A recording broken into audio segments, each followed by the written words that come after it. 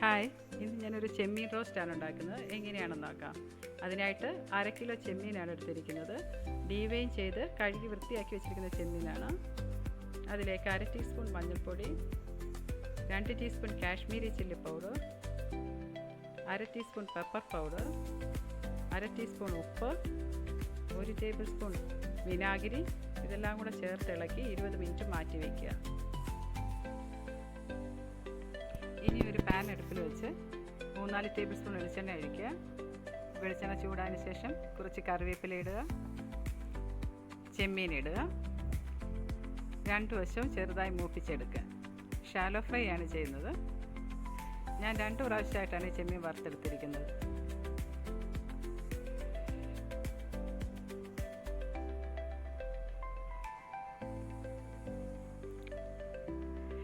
ഇനി ഒരു പാത്രം അടുപ്പിൽ വെച്ച് ചൂടാക്കി ആവശ്യത്തിന് വെളിച്ചെണ്ണ ഒഴിക്കുക. അതിലേക്ക് 2 സവാള അരിഞ്ഞതും കുറച്ച് കറിവേപ്പിലയും കൂടി ഇട്ട് വഴറ്റുക.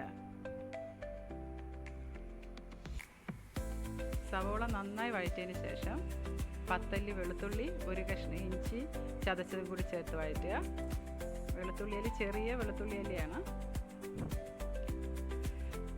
അത് നന്നായി വഴറ്റിയതിന് ശേഷം പച്ചമണം മാറുന്നിടം വരെ വഴറ്റണം.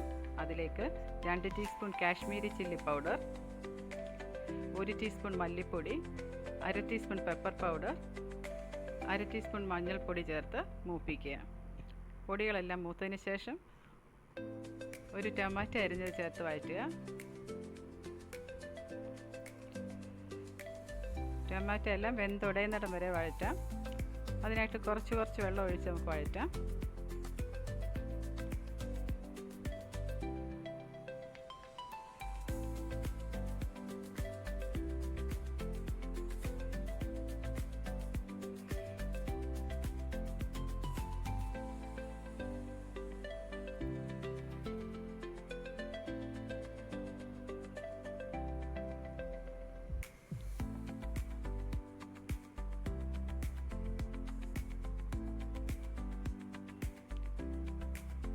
ഇനി ഇതിലേക്ക് 1/2 കപ്പ് വെള്ളം ഒഴിക്കാം.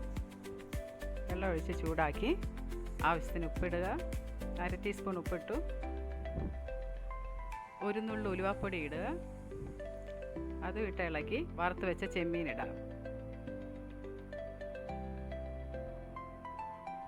ചെമ്മീനെല്ലാം നന്നായിട്ട് ഇളക്കിയതിന് ശേഷം 1/2 കപ്പ് കുറുകിയ തേങ്ങാപ്പാൽ ഒഴിക്കാം.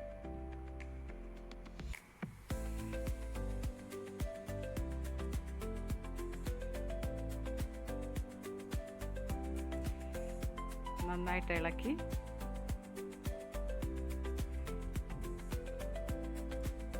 ഗ്രേവി എല്ലാം ചെമ്മീന് പിടിച്ചിരിക്കുന്ന പരുവത്തിൽ തീ ഓഫ് ചെയ്യാം. കറിവേപ്പില ഇടുക.